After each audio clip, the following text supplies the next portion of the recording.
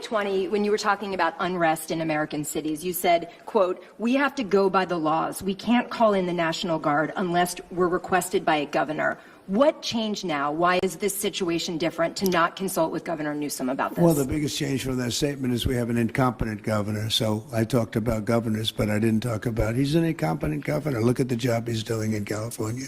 He's destroying one of our great states. And if I didn't get involved, if we didn't bring the Guard in, and we would bring more in if we needed it, because we have to make sure there's going to be law and order.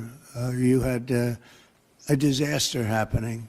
And they now admit it was a disaster. I watched the chief yesterday, who's a good man, by the way, and he said, "Well, we're lucky we did this because they were overwhelmed. You saw what was happening." So we did the right thing. Everybody agrees to that. But you have a governor who let the city burn down, didn't want water to be sent down to him. You know, I sent billions of gallons of water. I wanted to do it in the first term. He wouldn't do it over. I don't know. They have environmental reasons, but there were no environmental reasons. I think it's just a political philosophy.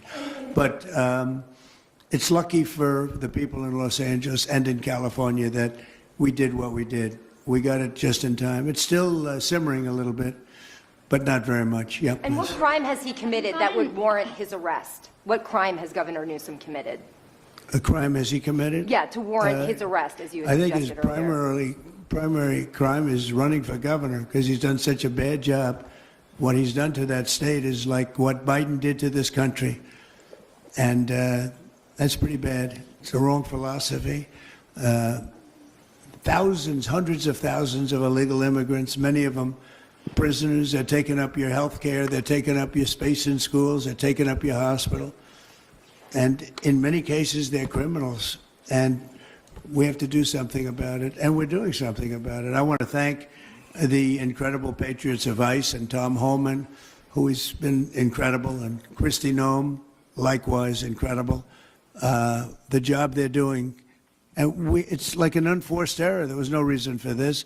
21 million people were allowed into our country, and many of those people were criminals, and it's a shame. It's a shame, but we're getting them out, and I will say, I think it's a 95-5 issue, just like so many other issues, 95-5.